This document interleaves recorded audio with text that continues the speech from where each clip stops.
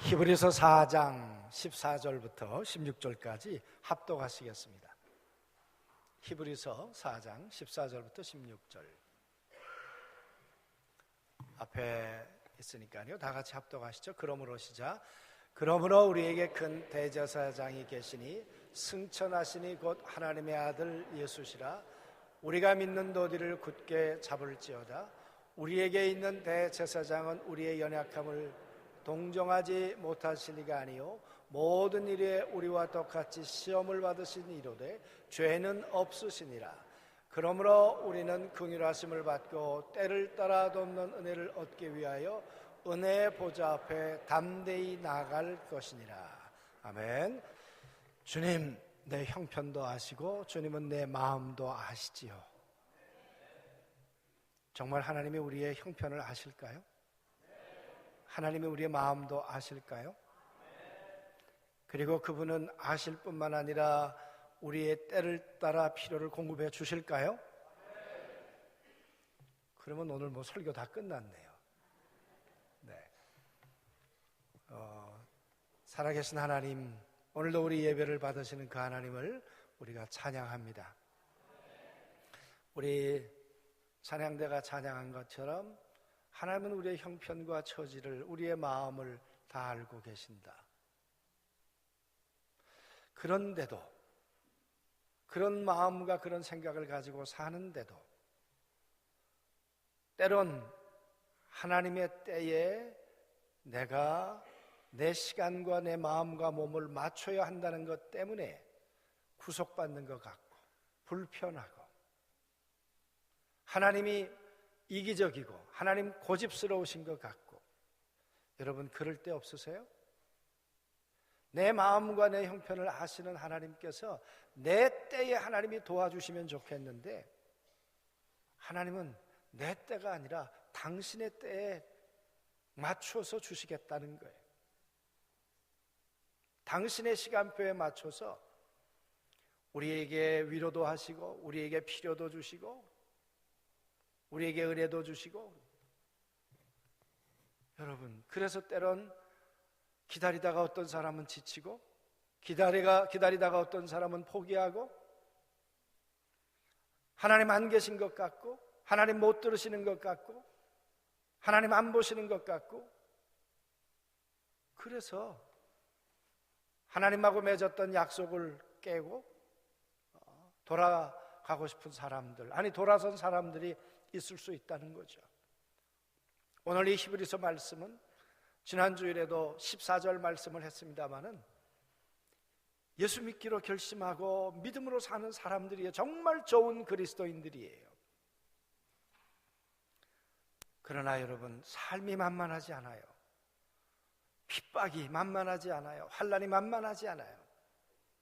초대교회 성도들은 약 300년간을 핍박을 당했어요. 1, 2년이 아니에요. 그래서 믿음을 지키기 위해서 그들은 굴을 파고 들어갔어요. 그걸 카타콤이라고 그러잖아요. 어떤 사람은 거기서 태어나서 거기서 죽었어요. 거기서 죽으면 한 곳에다가 뼈를 썩어서 뼈가 썩는 것을 보는 사람도 있었을 거예요. 여러분, 그렇게 기다렸는데 왜 하나님은 그렇게 속히 안 오시는 걸까? 하나님이 나의 형편과 마음과 모든 걸 아신다고 하시는데 왜 내 때에 하나님은 침묵하시는가? 왜 늦장을 부리시는가? 그 말이에요.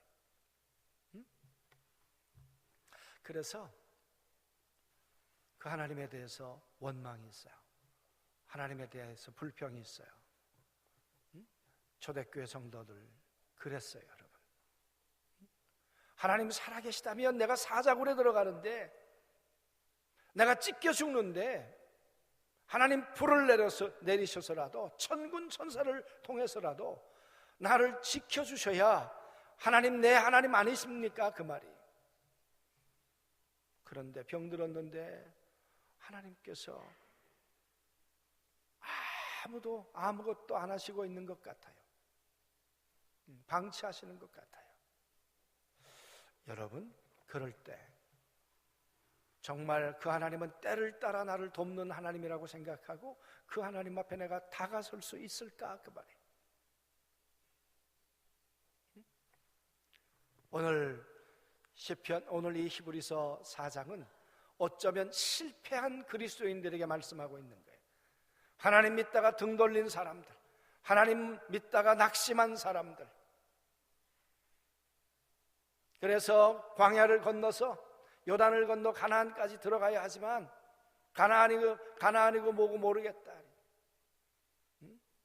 지금 여기서 힘들어 고생스러운데 무슨 요단을 건넌다는 게 내게 의미가 있고, 요단을 건너 가나안 땅에 간들 하나님의 은혜를 주시려면 여기서 주셔야지 왜 거기 그때까지 나를 기다리다가 주겠다고 하시는 거냐? 내 시간표에 맞추지 않는 하나님에 대해서는 나는 따라가지 않겠다. 그리고 주저앉은 사람들, 포기하고 있는 사람들, 그런 사람들이 한둘이 아니었다는 거예요. 그런 사람들에게 오늘 히브리서 기자는 그렇게 격려하고 있는 거죠. 흔들리지 말자.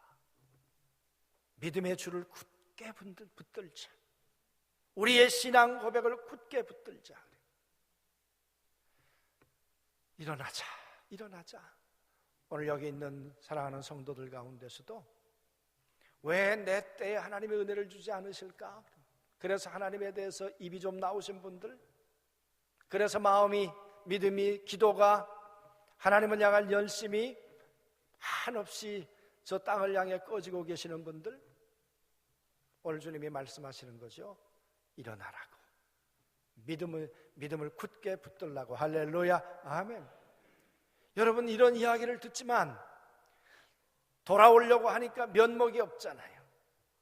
그렇잖아요. 집 나갔던 탕자가 아버지의 집을 향해 돌아오려고 하는데 죄송하잖아요. 미안하잖아요. 응? 여러분, 그런 자들을 향해서 오늘 하나님은 어떤 분이신가? 하나님은 너의 연약함을 동정하실 수 있는 분이다. 내 연약함을 무시해 버리는 분이 아니시다, 그 말이에요. 왜? 나도 3년 반 동안 이 땅에 내려가서 사람의 모습을 하고 살아봤거든. 사람의 몸을 입고. 그랬더니 배고픔이 있었어. 견디기 어려웠어. 힘들 때가 있었어. 정말 어려운 순간이 내게도 있었어. 내게도 마귀가 주는 유혹이 있었어. 유혹을 이겨낸다는 게 정말 힘겨운 일이었어. 1년에 3번씩 절기를 때를 따라서 간다는 것, 하나님이 받으실 만한 재물을 들고 간다는 것, 그게 기쁜 일이었지만 그러나 고통 없는 기쁨은 아니었어. 예수님께서 말씀하시는 거예요. 내가 그거 다 체휼해 봤어. 나 다 경험해 봤어. 너희가 얼마나 힘든지, 너희가 얼마나 어려운지 내가 다 이해할 수 있어. 이해할 수 있어. 우리 그러잖아요. 여러분이 다 경험해 봤어요. 우리 어르신들은 아기를 낳아보았어요. 그러면 딸이 아기 낳으려고 할 때 엄마 두렵다고 얘기하고 겁난다고 얘기할 때, 그래, 나도 그때가 있었어. 나 너 이해해. 나 너 이해해. 응? 여러분, 내가 경험해 봤으니까. 오늘 예수님이 그러시는 거예요. 내가 다 경험해 봤거든. 그래서 나는 너를 동정할 수 있는 하나님이야. 내 심정을 이해할 수 있는 하나님이야. 내가 쓰러졌다는 거 나 충분히 이해할 수 있어. 나 용납할 수 있어. 용납할 수 있어. 난 너를 향해 내 연약함을 동정할 수 있는 하나님. 여러분, 우리 하나님은 우리를 아세요. 우리의 연약함을 아세요. 그리고 우리를 향해 동정하실 수 있는 분이세요. 배고픔의 문제, 질병의 문제, 고난의 문제 때문에 하나님 앞에 순종하는 것 때문에 힘들어하는 그 백성들에게 나도 순종이 어려웠어. 얼마나 순종이 어려웠으면 심한 통곡과 눈물을 흘리지 않고는 나는 순종할 수 없었어. 하나님의 때에 맞춰서 산다는 거 어려운 일이었어. 여러분, 우리 하나님이 우리를 아세요. 그리고 돌 들어서 나쁜 놈, 그리고 돌 던지시는 분이 아니시고 내가 알아. 그리고 내가 널 받아줄 수 있어, 그 말이죠. 그러면서 말합니다. 16절, 그러므로 우리는 긍휼하심을 받고 때를 따라 돕는 은혜를 얻기 위하여 은혜 보좌 앞에 담대히 나갈지어다. 너희가 실패했어, 너희가 넘어졌어, 하나님에 대해서 막말도 했어. 그러나 그 하나님, 우리를 동정하는 하나님이시고, 또 하나 그나 그 하나님은 우리를 긍휼히 여기시는 하나님이야. 우리를 불쌍히 여기시는 하나님이야. 에이 바보 같은 놈, 내 이름에 먹칠을 한 놈, 하나님의 이름을 더럽힌 놈, 이렇게 말씀하시는 하나님이 아니시고, 예수님이 아니시고, 한없이 우리를 불쌍히 내려다보시는 분이 우리 하나님이시라. 여러분, 엘리야가 480명과 갈멜산에서 싸움을 했어요. 비가 내려오기 전에 불이 먼저 내려왔어요. 얼마나 놀라운 일이에요. 그런 믿음의 사람이 어디 있어요? 그런 믿음의 영웅이 어디 있어요? 여러분, 그리고 난 다음에 하나님 비를 주세요. 그랬다가 조각만한 구름이 오더니 나중에 소낙비가 되었어요. 그런 기도의 사람이에요. 믿음의 사람이에요. 그런 엘리야가 여러분 끝까지 믿음을 지켰나요? 아니에요. 그에게도 연약할 때가 있었어요. 쓰러질 때가 있었어요. 이세벨이 엘리야를 죽이겠다고 하니까 여러분 한순간 우울증이 찾아와요. 한순간 두려워요. 그래서 사명이고 뭐고 다 팽개치고 여러분 엘리야가 어디로 갔습니까? 부엘세바로. 그게 사막 지방이거든요. 그리로 내려가다가 로뎀나무가 크지도 않아요. 그리고 이파리가 크지도 않아요. 로뎀나무는. 그 로뎀나무에다가 머리를 박고는 뭐라고 말합니까? 살고 싶지 않습니다. 나 여기서 인생 끝내주십시오. 내 산다는 게 의미가 없습니다. 하나님, 이 얼마나 내가 지금 억울하고 고통스러운지 하나님 모르실까요? 하나님 나 죽여주세요. 하나님 나 데려가세요. 하나님이 살아계신다면 이세벨을 죽였어야지 내가 이 처지가 되도록 하나님이 방치하시는 게 맞습니까? 내가 480명 선지자를 죽인 하나님의 사람이라면 하나님 날 봐서 그러시는 거 아니죠. 저 이세벨을 막으셨어야죠. 하나님에 대한 원망과 불평. 여러분, 그랬던 엘리야, 그 엘리야가 마음이 한없이 약해졌어요. 그리고 죽고 싶다는 거예요. 포기하고 싶다는 거예요. 살고 싶지 않다는 거예요. 여러분, 그런 사람들이 한둘이겠습니까? 오늘 우리나라가 세계 자살률 1위예요. 어느 분의 통계를 보니까 이라크에서 죽은 그 시간에 이라크 파병했던 군인 수보다 우리가 3배가 많이 자살했더라고요. 얼마나 힘들었으면, 얼마나 어려웠으면. 여러분, 그런데 하나님께서 내버려 두셨나요?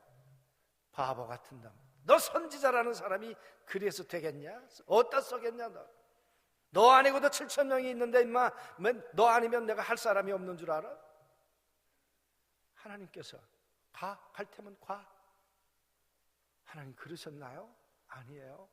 엘리야를 긍휼히 여기셨어요. 엘리야를 불쌍히 여기셨어요. 성경에 보니까 하나님께서 엘리야를 어루만져 주시니라. 마음도 몸도 하나님이 마사지를 해주셔서 그가 일어나게 하시고, 그가 마음에 힘을 얻게 하시고, 목이 마를까봐 하나님께서 목을 물을 갖다 주시고, 고기를 주셔서 건강을 잃지 않도록 하시고. 여러분, 긍휼은 그저 하나님이 긍휼하다, 내가 너를 불쌍히 여긴다는 마음만 갖고 계신 것이 아니라 때를 따라 하나님이 필요를 공급해 주셨어요. 그의 식탁에 물을 주시고 고기를 주시고 양식을 주시니까 하나님이세요.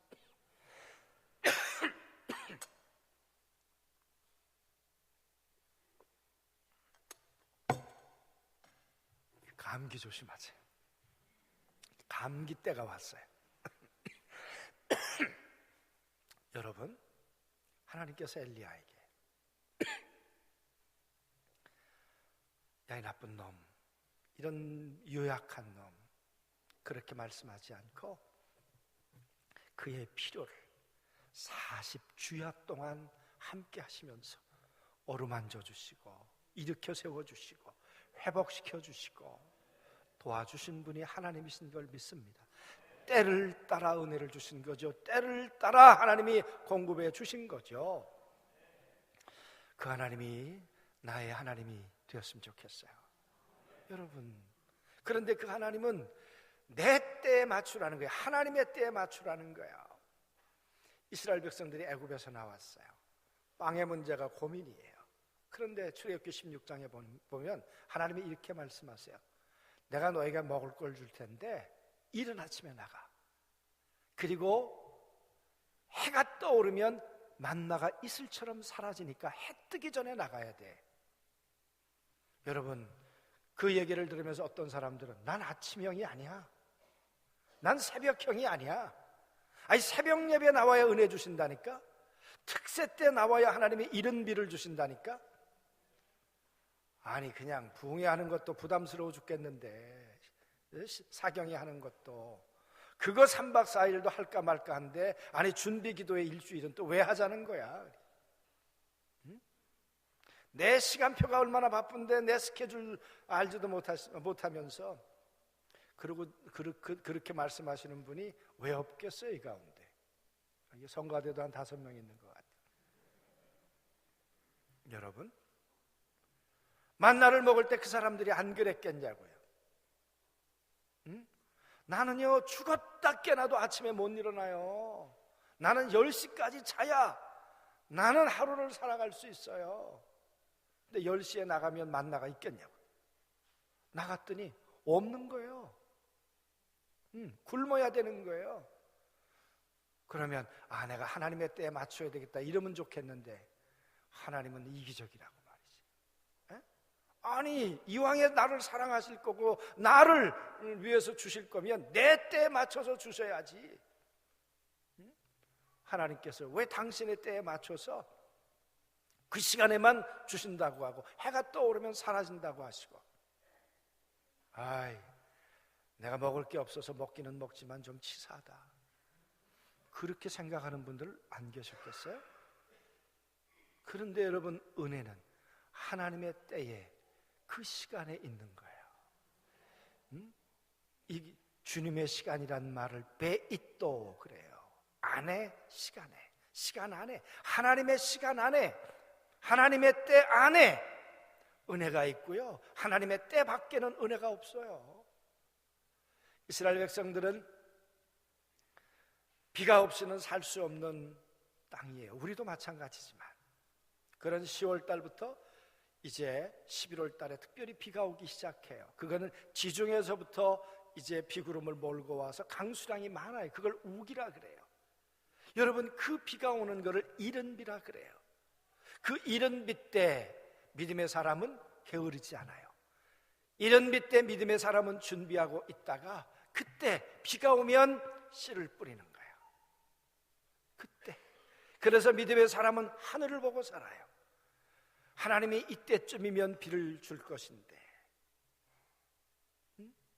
그래서 믿음의 사람은 그때를 맞춰서 씨를 준비하고 있다가 그때 마음을 맞추고 시간을 맞추고 몸을 맞추어서 다 준비하고 있다가 하나님께서 비를 주시면 하나님의 때구나.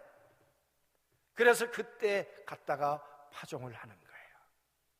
그런 자에게 늦은 비가 의미가 있어요. 심지 않은 자에게 늦은 비가 무슨 의미가 있겠어요? 3월부터 4월, 그때 이 동쪽에서부터 이제는 더운 비가 오기 시작해요. 동쪽으로부터 오는 이 더운 바람과 함께, 그게 늦은 비예요. 그 늦은 비를 맞아야 알곡이 여무는 거예요. 여러분, 이른 비 때 심어놓지 않는 사람이 늦은 비가 온들 거둘 게 있겠는가, 그 말이에요. 하나님은 이른 비의 은혜도 주시지만 이른 비를 따라 하나님의 때를 따라 심어놓은 자들에게는 늦은 비에 거두는 은혜도 하나님이 주실 줄로 믿습니다. 그래서 때를 따라 돕는 은혜를 얻기 위해서 하나님 앞에 나가야 한다. 나가야 한다. 이른 비와 늦은 비. 제가 생각해 봤어요. 5일간의 우리가 준비 기도회가 이른 비라면, 이 이른 비 때 일어나서 믿음을 심고 기도를 심고 하나님 앞에 희망을 심은 자들에게 하나님은 또 3박 4일의 부흥회를 통해서 늦은 비의 은혜를 열매 맺게 하시고 여물게 하시는 은혜를 주실 줄로 믿습니다. 늦은 비가 오든 이른 비가 오든 난 집에서 샤워하겠다. 그냥 그러면 어쩔 수 없는 거죠, 여러분. 그러나 믿음은 내 때가 아니에요. 믿음은 하나님의 때에 우리의 마음을 맞추는 거예요. 하나님이 어느 때 하나님의 때에 내 때를 포기하고 하나님의 때에 내 마음을 이번 가을에 칼빈을 변화시키고 마틴 루터를 변화시켜서 이 땅에 기독교가 태어나게 했던 그 하나님의 역사, 그 역사를 이루었던 로마서를 이번 가을에 말씀을 듣게 하시는구나. 하나님이 내게 이 이른 비와 늦은 비의 은혜를 주시려고 하는 것이구나. 할렐루야, 아멘. 벌써 마음이 그렇게 된 분들은 마음만 된 게 아니라 거기다 시간을 맞추는 거죠. 내일 새벽에 5시에다가 시간을 맞추는 거죠. 오늘 저녁에 가서 알람을 맞추는 거죠. 내일 아침에 내가 일어나야 되겠다. 그래서 여러분 거기다가 마음도 맞추고 시간도 맞추고, 마음과 시간을 맞추나요? 몸도 맞추어서 내가 오늘 저녁에는 일찍 자야 되겠다. 저녁에 텔레비 재밌는 거 하시나요 요즘? 내가 일주일 동안은 텔레비를 녹화를 보고서라도 오늘 적어도 내가 9시에는 자야 되겠다. 그게 여러분 몸도 마음도 시간도 맞춘 분들이죠. 나는 죽었다 깨나도 나는 새벽형이 아니야. 나는 일정한 사람이니까 난 새벽 1시에 자야 돼. 난 절대로 내 이 시간 스케줄을 바꿀 수 없어. 어떡하겠어요 그러면. 그죠? 내 때를 따라 살아야지. 그러나 여러분, 하나님은 그렇게 말씀하세요. 신명기 말씀해 보니까 내가 내 율례와 법도를 따라 살면 때를 따라 이른 비와 늦은 비의 은혜를 주겠다. 여러분 시편 1편에 보니까 시절을 쫓아, 그 말은 때를 따라, 내 필요를 따라 내가 너에게 공급해주고 내가 너에게 은혜를 주고 그래서 너로 하여금 살게 하겠다. 할렐루야, 아멘. 그렇게 하기 위해서 오늘 얘기해요. 네가 해야 될 일이다. 은혜의 보좌를 향해 내가 나와야 한다는 거예요. 하나님 긍휼하신 하나님인 거 믿습니다. 하나님의 때에 비를 주실 걸 믿습니다. 아니, 비가 오면 씨를 심기 위해 나와야지. 파종을 해야죠. 그랬던 것처럼 오늘 말씀해 보니까 은혜의 보좌 앞에 담대히 내가 나오라는 거예요. 일어나라는 거예요. 걸어 나오라는 거예요. 나와서 하나님 앞에 기도하고 마음을 기경하라는 거예요. 그런 자에게 하나님이 때를 따라 은혜를 주시는 거지, 가만히 있는 자에게 여러분 은혜를 주시겠습니까? 전에도 한 얘기지만 며느리가 고등어를 굽는데 야, 고등어 탄다 그랬더니 며느리가 하는 말이 뜨거우면 돌아 눕겠죠. 여러분 고등어가 그냥 돌아 눕습니까? 가만히 있는데 여러분 은혜가 오겠습니까? 아니에요. 심는 자가 거두게 될 줄로 믿습니다.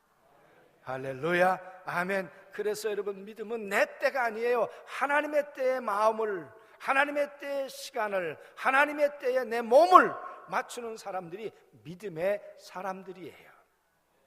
그래서 여러분 나눠드린 그 주보에 로마서 말씀 상영회를 위한 작정 헌신 그랬는데 보세요.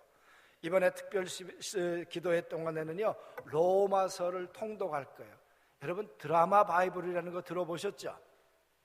모르셨으면 새벽에 나오시면 돼요. 그래서 첫날은 1장부터 3장, 둘째 날은 4장부터 6장. 그래서 이 드라마 바이블을 가지고 성경을 16장까지 한번 통독을 할 거예요. 부흥 예전에 우리가 로마서 한 번은 다 읽으면 좋잖아요.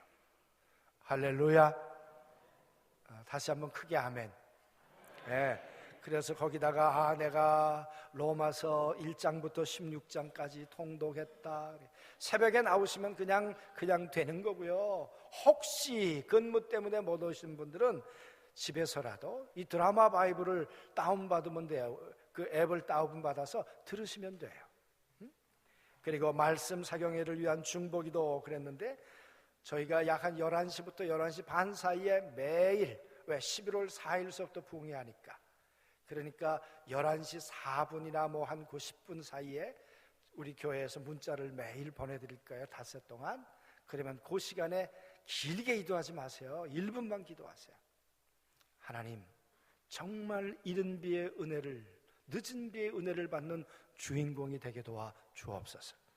그리고 우리 이영길 목사님이 고령이시잖아요. 이영길 목사님의 건강을 하나님 지켜주시기를 원합니다. 그리고 나뿐만 아니라 안중교회 모든 성도들이 이른 비와 늦은 비의 은혜를 받게 도와 주시옵소서. 그리고 밖에 나가시면 특별 새벽 기도의 총진군이라 그래가지고 써놓았어요. 내가 내일 새벽에 나오겠습니다. 화요일 날 새벽에 나오겠습니다. 그래가지고 1000명을 우리가 작정하려고 해요.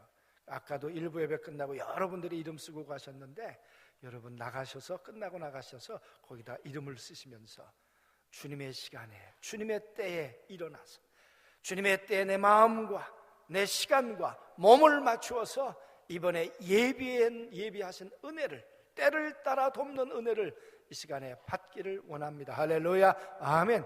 그런 자에게 하나님은 풍성한 은혜로 역사하시고 도우실 줄로 믿습니다.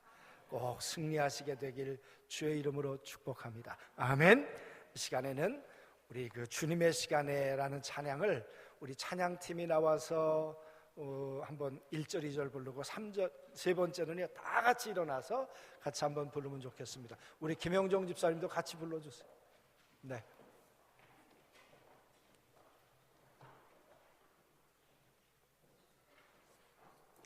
가사를 생각하시면서 주님의 시간에